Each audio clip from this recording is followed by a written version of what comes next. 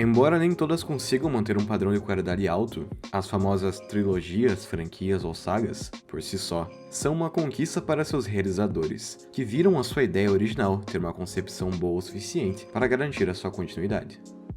Seja em novos volumes de uma saga literária, novas temporadas de uma série de TV ou novos títulos de um videogame de sucesso, ter a chance de expandir o seu conceito e proporcionar novas experiências ao público é certamente uma dádiva. E no cinema, esse feito é ainda mais perceptível. Títulos como Star Wars, Indiana Jones, 007, O Poderoso Chefão e tantos outros mostraram como uma ideia bem-sucedida pode render sequências, derivados ou spin-offs de enorme sucesso, criando uma legião de fãs e admiradores ávidos por conteúdo novo de suas franquias favoritas. Em novembro de 2001, nascia uma saga que se uniria ao panteão de maiores franquias cinematográficas de todos os tempos, Harry Potter. Baseado na série de livros da autora J.K. Rowling, a história do menino que sobreviveu encantou milhares de pessoas, apresentando um universo rico em detalhes, mitologia e imaginação que se tornou uma febre mundial. Enquanto a história da autora e de sua obra são fascinantes, a sua jornada pelos cinemas é igualmente notável, contando com 8 filmes adaptando os livros da saga principal, sendo que o sétimo, As Relíquias da Morte, foi dividido em 2 partes, algo que se tornaria tendência em outras adaptações.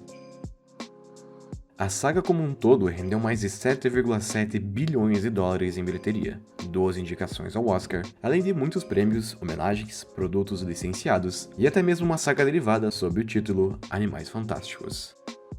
É curioso notar que, diante de tamanho sucesso e pomposidade, o início da saga nos cinemas não poderia ter sido mais humilde. O produtor David Heyman, que permanece nesse cargo até os dias de hoje, recebeu uma cópia do primeiro livro, mas achou o título desinteressante e relegou à prateleira. Felizmente, um secretário o encontrou, apreciou a história e convenceu Heyman a dar uma segunda chance. O produtor então leu e ficou fascinado pelo universo de J.K. Rowling e decidiu transformá-lo em filme. A autora, que na época tinha receio sobre vender os direitos da obra para o cinema, concordou com a ideia desde que tivesse o poder de fala nas decisões criativas da obra, além de outras condições, como a escolha de um elenco predominantemente britânico. Com os primeiros passos dados, era chegada a hora de escolher um diretor. O primeiro nome sondado foi o do renomado Steven Spielberg, que já tinha notoriedade com franquias de sucesso como Indiana Jones e Jurassic Park, mas que no fim das contas não aceitou a proposta. Diversos nomes então foram sondados, até que Chris Columbus, diretor também conhecido por filmes de sucesso como Esqueceram de Mim 1 e 2 e Os Goonies, veio a ter seu contato com a série de livros e se tornou um fã instantâneo. Sendo então selecionado para o cargo, era iniciada a produção de Harry Potter e a Pedra Filosofal, primeiro capítulo da saga que mostrava as origens do protagonista, sua entrada na escola de magia e bruxaria de Hogwarts e a contenda contra Lord Voldemort, um bruxo que conquistaria poder e uma legião de fanáticos, cometendo atrocidades que fizeram com que ninguém se atrevesse a pronunciar o seu nome. Tão importante quanto a escolha do diretor foi a seleção do elenco, destacando o trio principal, o amigo leal, Ron Weasley, a companheira inteligente, Hermione Granger, e o corajoso protagonista, Harry Potter. Para os 2 primeiros, foram escolhidos atores com pouquíssima experiência em atuação, mas que demonstraram talento e química em grupo, Rupert Grint e Emma Watson, respectivamente. Para o papel principal, Daniel Radcliffe foi escolhido entre milhares de crianças em um período de 7 meses de busca, tendo impressionado David Heyman pela sua personalidade curiosa, inteligente e carismática.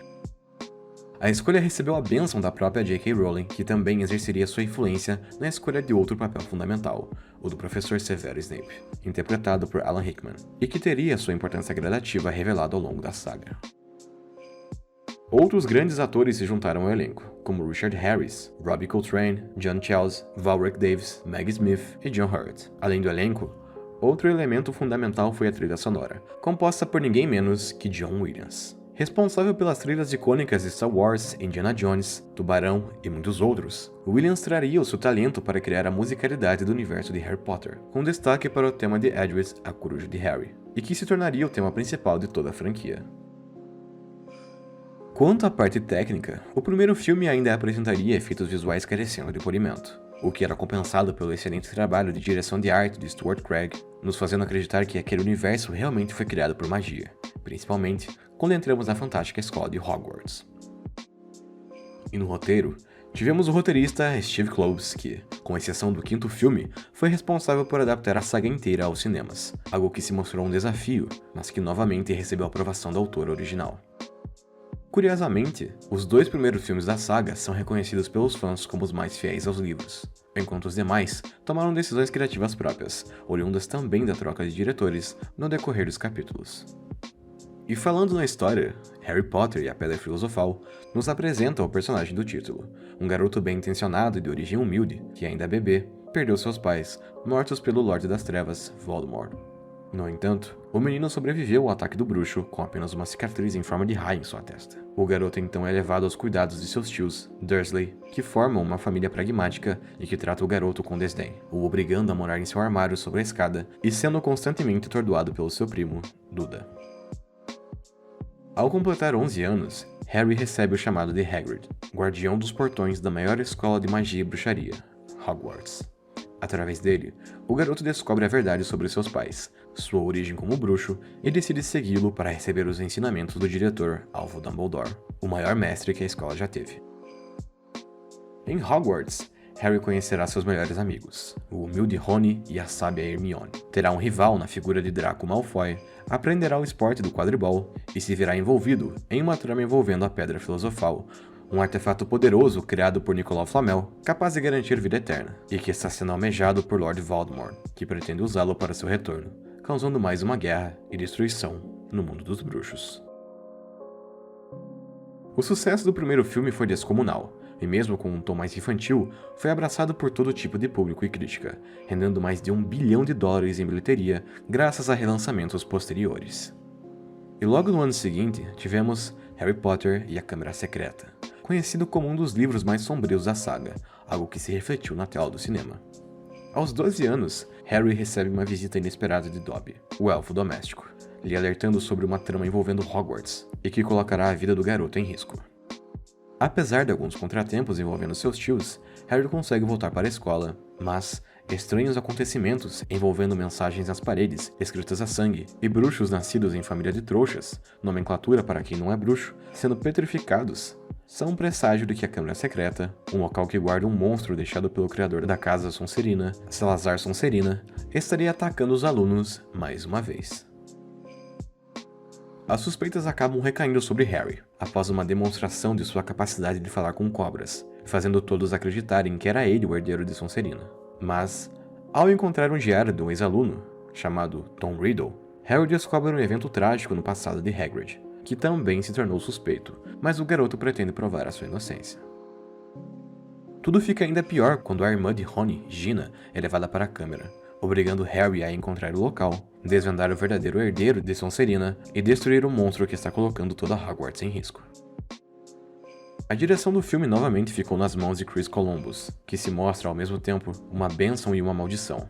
Isso porque, assim como aconteceu com Esqueceram de Mim 1 e 2, ambos os filmes são extremamente semelhantes, seja no esqueleto da trama, com acontecimentos equivalentes ocorrendo ao mesmo tempo em ambos os filmes, como até mesmo nas escolhas musicais, como na cena da entrada da câmera, usando a mesma trilha da cena do xadrez de bruxo no filme anterior. Felizmente, essa familiaridade é compensada pelos efeitos visuais aprimorados, destacando a criação de Dobby, do basilisco, e a empolgante partida de quadribol. Além disso, temos cenários ainda mais diversificados, uma trama mais madura e repleta de mistério, dando origem a cenas genuinamente inventivas, como a do diário de Tom Riddle. Ainda tivemos boas adições ao elenco, como Kenneth Branagh como o charlatão Gilderoy Lockhart, Jason Isaacs como o perverso Lúcio, pai de Draco, e Christian Coulson como Tom Riddle / Voldemort.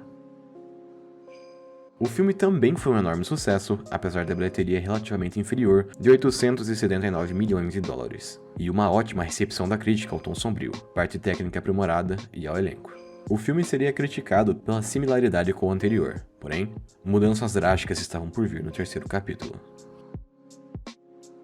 Para começar, Chris Columbus resolveu não retornar para a direção, por ter considerado a experiência com o filme anterior bem desgastante, ficando apenas a produção. Além disso, o ator Richard Harris, que interpretava Alvo Dumbledore, infelizmente veio a falecer no ano de lançamento do segundo filme. Com esses pormenores, ambos tiveram que ser substituídos, e para a direção de Harry Potter e o Prisioneiro de Azkaban, foi convocado Alfonso Cuarón, diretor mexicano conhecido por filmes como E Sua Mãe Também, esse que foi muito apreciado por J.K. Rowling. O novo diretor trouxe mudanças significativas para a saga como um todo, trazendo um ar mais sombrio, uma estética ainda mais diversificada, com diversos cenários distintos como Hogsmeade e a Casa dos Gritos, e tornando Hogwarts mais aberta e menos claustrofóbica, explorando seus arredores. Outro ponto a se destacar é o figurino, dando um ar mais jovial aos personagens que estavam entrando na pré-adolescência. O roteiro também deixou de lado a fidelidade excessiva e optou por tomar certas liberdades em prol do cinema, o que também influenciou em sua duração de 142 minutos, sendo mais curto do que os 2 primeiros filmes. Outra novidade no elenco, além da inclusão de Michael Gambon como Dumbledore, tivemos adições notáveis como Gary Oldman como Sirius Black, David Thewlis como Professor Lupin e Timothy Spall como Pedro Pettigrew. Na trama, Harry tem uma desavença com a desagradável tia Gilda e foge da casa dos Dursleys. Enquanto decide o que fazer, o garoto se depara com uma figura semelhante a de um cachorro selvagem, mas esse some quando surge o Notibus andante, um veículo que leva ao encontro de seus amigos no bar do Caldeirão Furado. Lá, Harry descobre que um perigoso assassino chamado Sirius Black fugiu da prisão de Azkaban e está à sua procura, por ele ter derrotado seu mestre, o Lord Voldemort. Devido a isso, Hogwarts está sob a proteção dos Dementadores, criaturas sombrias que sugam a felicidade de suas vítimas e causam um efeito ainda pior em Harry.